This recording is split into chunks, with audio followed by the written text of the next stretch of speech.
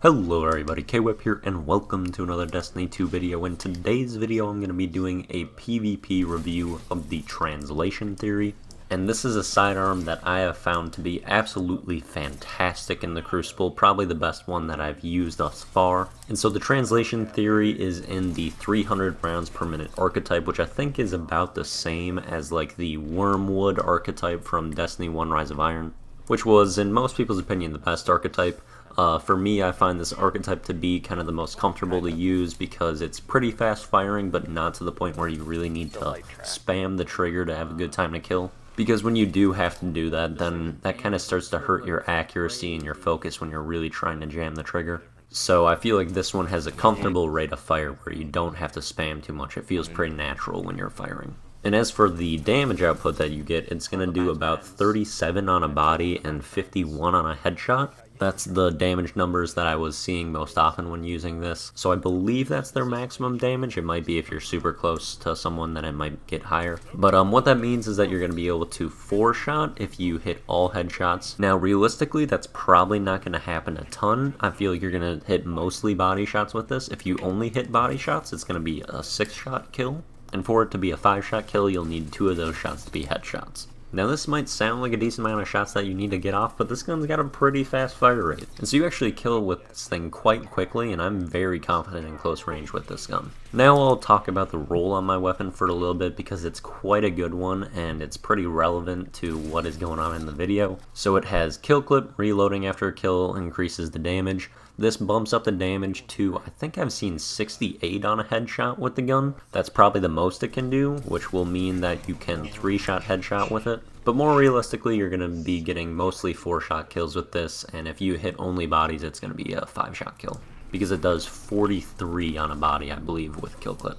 But yeah, kill clip, absolutely spectacular perk. You really want to get that on sidearms, especially I think, because generally they have fast reloads and then they can really melt in close range. Then the next perk that it has is under pressure, improves stability and accuracy as the magazine gets lower.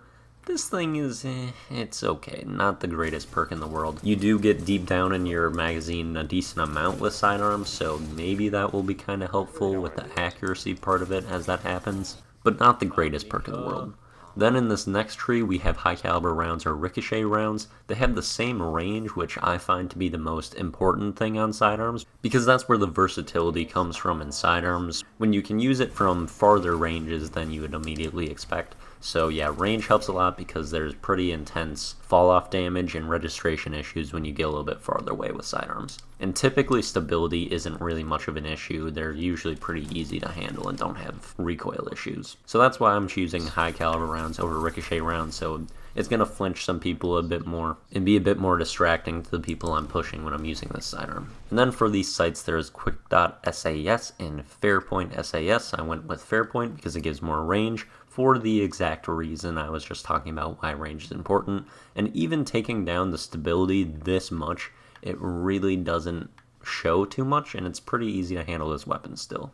And also, as I was glancing down at what the tier upgrade is for this gun, it is actually range, so I think I'm going to be upgrading this a lot because this weapon is very strong, and getting a nice range on this thing is going to make it really, really good. So this weapon just got a whole lot better for me. But anyway, that is the roll on the weapon. Very, very strong. This is probably the best sidearm that I've used in Forsaken thus far. I feel like it's going to be a very consistent option and a pretty good counter to shotguns right now, which is definitely something that you want to look into because shotguns are certainly running rampant in the Crucible. If you're wondering where to get this weapon, I kind of am too. I forgot where I actually got mine. I've gotten like 3 or 4 of them, which leads me to believe that I got them from the gunsmith because I redeemed like 2,000 gunsmith materials. I'm pretty sure it's either from the gunsmith or possibly from the spider because it's kind of got that fallen look to it, and I also have gotten some packages from that, plus it's got a quote from Varix.